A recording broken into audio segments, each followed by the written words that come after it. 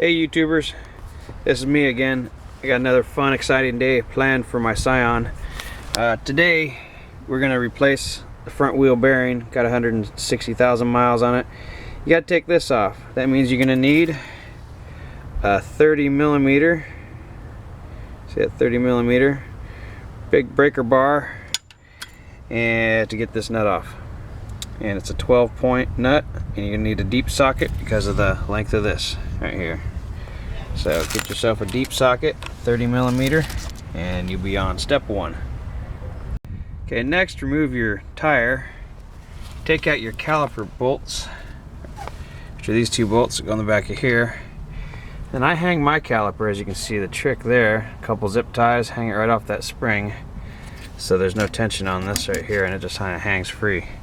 Now the objective here today, to get the bearing off, the bearing is a hub assembly, and you have to remove these 4 screws on the back side. The problem is there's no room here, and these are like cheap Chinese steel or something, because when you put a wrench on them they just strip. As you can see, that one's all rounded out. What we're going to try to do is we're going to try to pry this back, and we have to remove this assembly and pull it out to be able to get this out of the way so we have access to these nuts, or these bolts here. Okay, the next part's kind of difficult. As you can see, we've removed our brake caliper bracket here, left the pads in it. I'm using an air ratchet, well, because it's just easier that way. Now, you see these 2 holes here? This brake disc is kind of not frozen, but it's very difficult to get it off of there.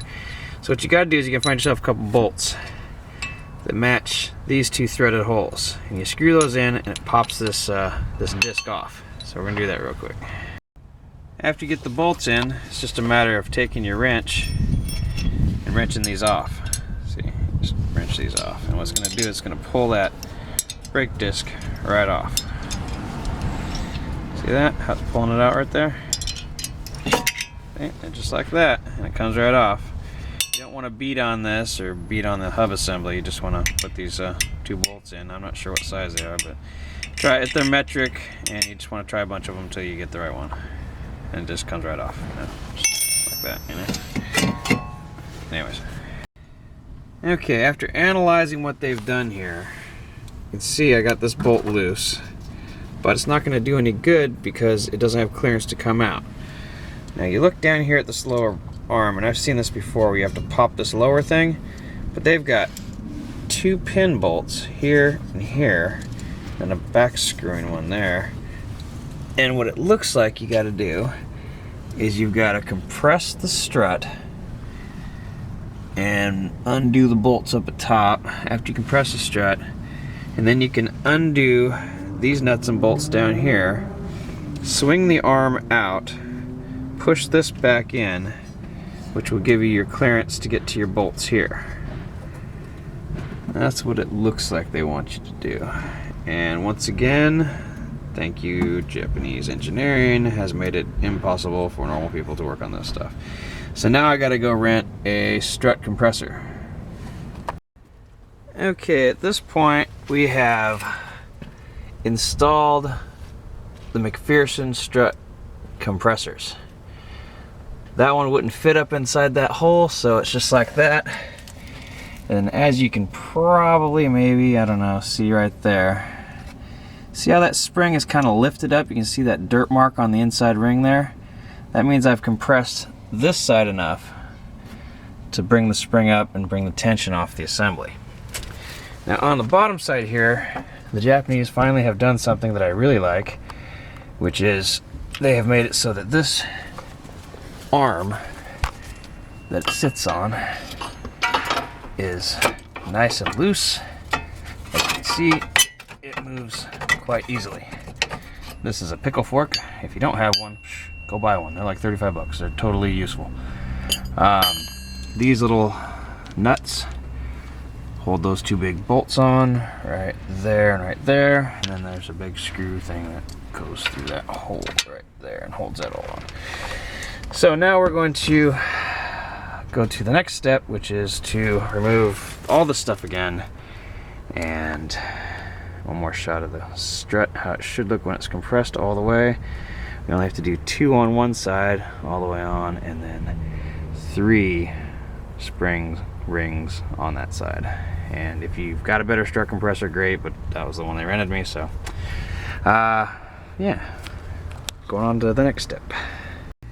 And remember to break your main axle nut loose before you take the tire off. Yes. Okay, down on this bottom piece here, see how it moves? You use your pickle fork, pry up under there, like that, and then rotate it a little bit at a time, and it'll rotate right out. See, that's way over here like this. And that way you don't have to disconnect this ball joint. Now some people say, oh, I just want to disconnect the ball joint. I don't like to damage these ball joints because they're expensive and hard to replace. This was obviously designed to be replaced in this manner. Otherwise they wouldn't have created this easy to do setup here. And it was easy after I figured out how to pry on it and get it off. It was not that difficult at all. So now we're going to lightly tap on this because we've got play in the shaft, in the half shaft here, and we should be able to push that back enough to get our ratchet onto the back of these bolts. Because right now there is no clearance. You can't get any kind of ratchet. You can get a wrench, but the wrench just strips the bolt. So we need to get an air ratchet on that.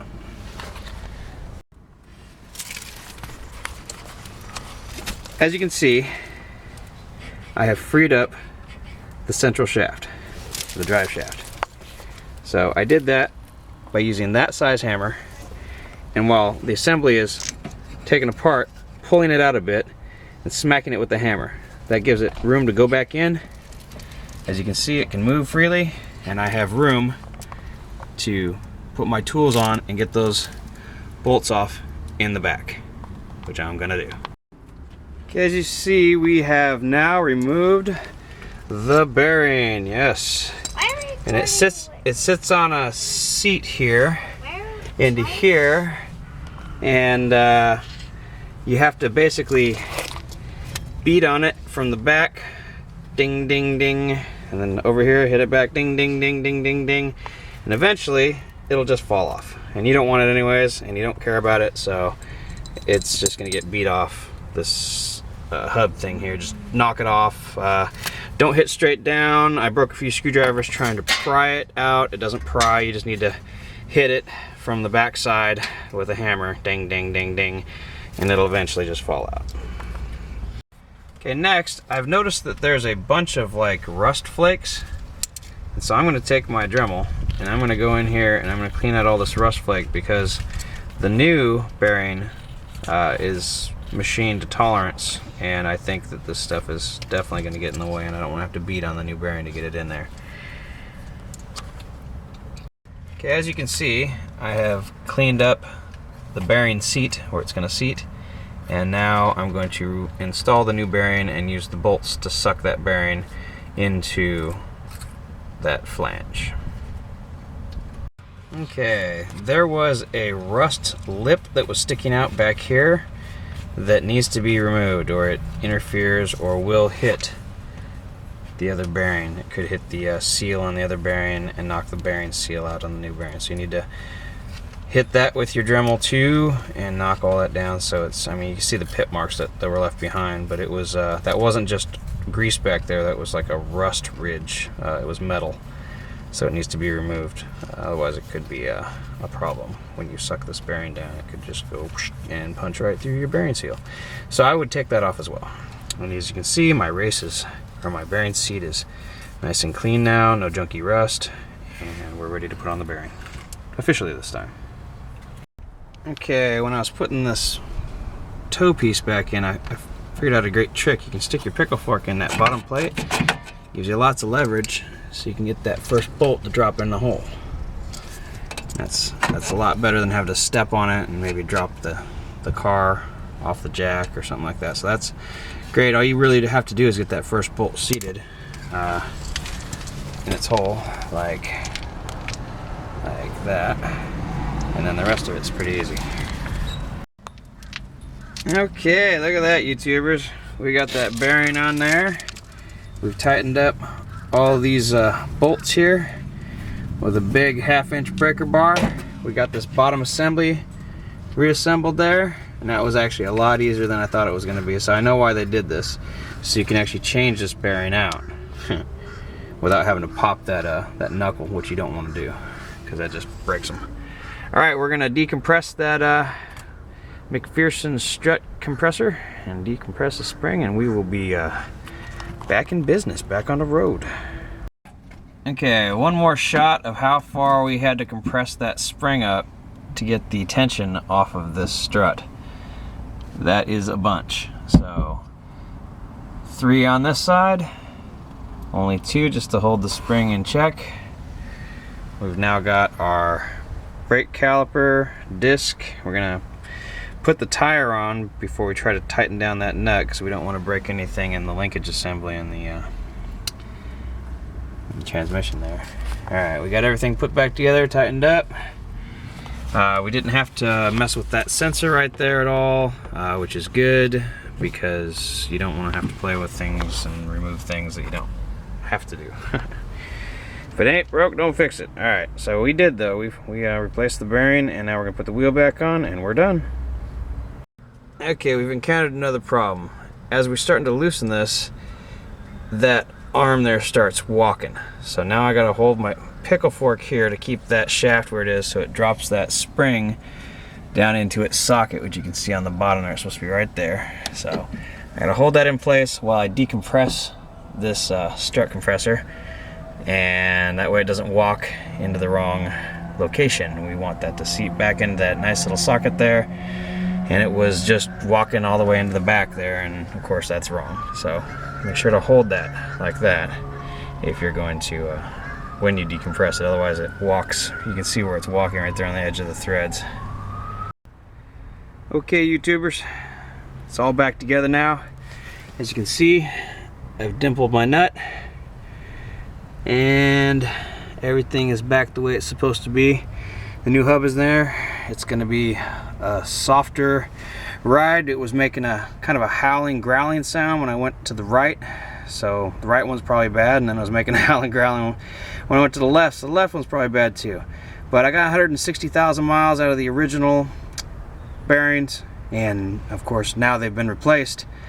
But it was a fun all-day job. Started early this morning. Of course, ran into a few problems, and now we're done. We're gonna take it for a test drive, and I think it's just been a great experience. You know, like, make sure that see that that is what made this possible. That and these little cool things right here. One thing I want to point out real quick is see the socket. It has a particular profile in there that matches all of the manufacturer's bolts on this vehicle. Now I picked these up from Harbor Freight, and that's they are 1/2-inch drive, Pittsburgh. But I noticed this funny rounded bolt that looked just like these sockets. I'm like, hey, that's the ones I need. So I picked them up, and I suggest you do the same, because it's pretty much all your bolts on your Scion are that rounded bolt. And I noticed also that if you don't use an impact, like this is the Ingersoll Rand air ratchet wrench, 3/8-inch drive, the 109 XPA. It got great reviews, and I'm super happy with it. I love the button here as opposed to the butterfly where you crush your fingers. I like the fact that the vent is movable, and it's very powerful. I ran this today with a California Air Tools compressor with a 6.5 gallon tank. It was the 8 amp model, not the 14 amp model. So, you know, I mean, it did just fine for taking and knocking these nuts and bolts loose and making this job possible. With standard tools, you know, it only gets you so far. I broke 2 wrenches in my first attempt to replace the bearing, and now of course it's done, and it's thanks to the Pittsburgh air tool and the Ingersoll Rand air ratchet here, and of course the compressor. Definitely worthwhile to make sure that your front bearings are replaced when they start growling or making noises. You know, verify it's not your tires, and of course these are new, so it's not my tires. Anyways, good luck and happy motoring.